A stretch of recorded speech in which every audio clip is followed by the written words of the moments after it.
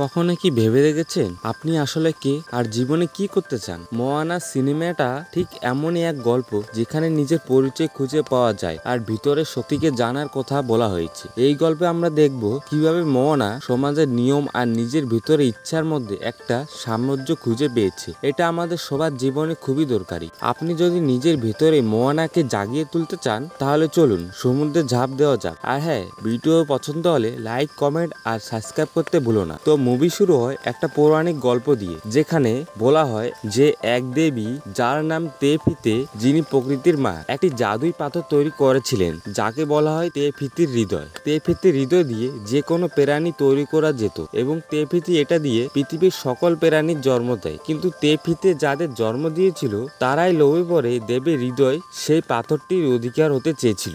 এরই মধ্যে এমনই একজন ছিল মাউই নামে একজন অর্ধদেবতা, মানে মানুষ ও দেবতার মিশ্রণ। সে নিজের ইচ্ছে মতন রূপ বদলাতে পারত। সে একদিন সত্যি সত্যি তেফিতে হৃদয় পাথরটি চুরি করে নেয়, যার ফলে দেবী তেফিতে প্রচুর রাগী হয়ে যায় এবং একটি টেক্কা নামে লাভা দানব হয়ে যায়। মায়ুই সেখান থেকে পালাতে গেলে সেই টেক্কা আগুনের দানব মায়ুর উপর আক্রমণ করলে তার সুখ এবং পাথর দুটোই সমুদ্রে বিশাল গভীরে হারিয়ে যায়। এরপর আমরা দেখতে পাই এক বৃদ্ধাকে, যিনি এই গল্পগুলো একদল বাচ্চাকে শোনাচ্ছিল। মোয়ানার ঠাকুমা তালা আরো বলেন এই অন্ধকার পুরো পৃথিবীতে ছড়িয়ে পড়বে এবং এটাও বিশ্বাস করেন তাদের মধ্যে কেউ একজন নির্বাচিত ব্যক্তি মায়ুকে খুঁজে বের করবে এবং পাথরটি দেবীকে ফিরিয়ে দিবে। এরপর আমরা দেখি ছোট্ট মোয়ানাকে, এই দ্বীপের প্রধানের মেয়ে, যার সমুদ্র খুবই ভালো লাগে। সে একদিন সুযোগ পেয়ে সমুদ্রের পাড়ে চলে আসে। মোয়ানা সেখানে একটা শঙ্খ দেখে, সেটা সে তুলতে যাবে তখনই পিছনে তাকিয়ে দেখে একটা ছোট্ট কচ্ছপ সমুদ্রে নামতে যাচ্ছে, কিন্তু পাখির ভয়ে যেতে পারছে না। তখন মোয়ানা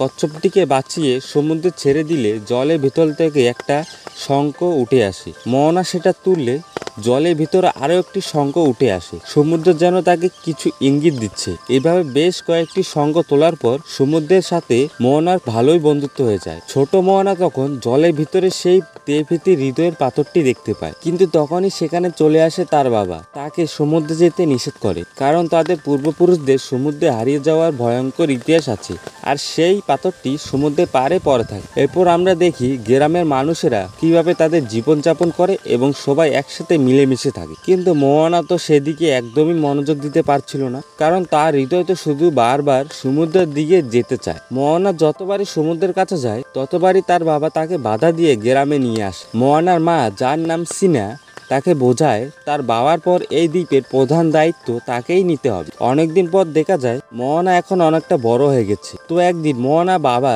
তাকে সেখানকার সবচেয়ে উঁচু পাহাড়ে নিয়ে যায়, যেখানে তার পূর্বপুরুষ এরা পর থেকে তাদের পাথর রেখে এসেছে। তারা এই গ্রামের মানুষদের রক্ষা করে এসেছে, মোয়ানাকেও তা করতে হবে। কি আর করার। মোয়ানা তখন নিজের মনকে মানিয়ে নেয় এবং নিজেকে সমুদ্র থেকে দূরে রেখে গ্রামের প্রতি মনোযোগ দেয়। একদিন এক মহিলা মোয়ানার কাছে এসে জানায় তাদের নারকেল সবগুলো ভিতর থেকে পুড়ে যাচ্ছে। বেশ কয়েকটি গাছের নারকেলে এমন সমস্যা দেখা দিয়েছে। মোয়ানা তখন তাদের আলাদা করে অন্য জায়গার গাছ থেকে নারকেল পাততে বলে। এক সমস্যা যেতে না যেতেই আবার সেখানে একজন এসে বলে তাদের নিজেদের পাঁচিলের ভিতরে আর কোনো মাছ ধরা পড়ছে না। মোয়ানা তখন জানায় তাদের পাঁচিলের বাইরে গিয়ে মাছ ধরা উচিত, কিন্তু পাঁচিলের বাইরে যাওয়ার কথা শুনে তার বাবা রেগে গিয়ে তাদের সবাইকে বারণ করে দেয় যেন কেউ পাঁচিলের বাইরে না যায়। মোয়ানা তখন মন খারাপ করে বসে থাকলে তার মা এসে বলে কেন তার বাবা কাউকে পাঁচিলের বাইরে যেতে দেয় না। আসলে মোয়ানার বাবা যখন ছোট ছিল তখন সে এবং তার প্রিয় বন্ধু সাহস করে তাদের পাঁচিলের বাইরে গিয়েছিল, কিন্তু সমুদ্রের ঝড়ের মুখে পড়ে তার বেস্ট ফ্রেন্ড সেখানেই মারা যায়। এই কথা শুনে মোয়ানা বুঝতে পারে কেন তার বাবা তাকে সমুদ্রে যেতে দেয়। তো তারপর মোয়ানা আবারও মন স্থির করে নেয়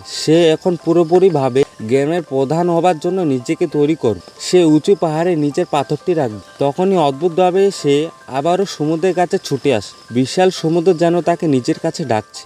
এইবার মোয়ানা যেন সমুদ্রের ভিতরে যাবেই যাবে। মোয়ানা একটি বোট নিয়ে পাঁচিলে বাইরে গেলে বিশাল ঢেউয়ের মুখে পড়ে বোটটি উল্টে পড়ে যায়। মোয়ানা কোনো মতন পাড়ে এসে পৌঁছালে এবার ভালো মতোই বুঝতে পারে যে কেন এই পাঁচিলে বাইরে যাওয়া নিষেধ। তখন মোয়ানার ঠাম্মু সেখানে চলে আসে এবং মোয়ানা তাকে জিজ্ঞাসা করে সমুদ্রের প্রতি তার কেন এত টান। তার ঠাম্মু তখন তাকে একটি গুহার কাছে নিয়ে যায় এবং তাকে বলে এখানেই তোমার সব প্রশ্নের উত্তর আছে। মোয়ানা ভয়ে ভয়ে গুহার ভিতরে যায় এবং সেখানে একটা বিশাল বড় জাহাজ দেখতে পায়। তখন মোয়ানা তার ঠাম্মুর কথার মতনই এই জাহাজের উপরে উঠে পড়ে এবং সেখানে থাকা ডামের 3টি বাড়ি দেয়। তখন মোহনা তার পূর্বপুরুষদের কিছু ছবি দেখতে পায়। তার পূর্বপুরুষরা ছিল সমুদ্র জাতি। সমুদ্র পথ পাড়ি করে তারা নতুন নতুন দ্বীপ আবিষ্কার করত এবং সেখানে তাদের বসতি গড়ে তুলত।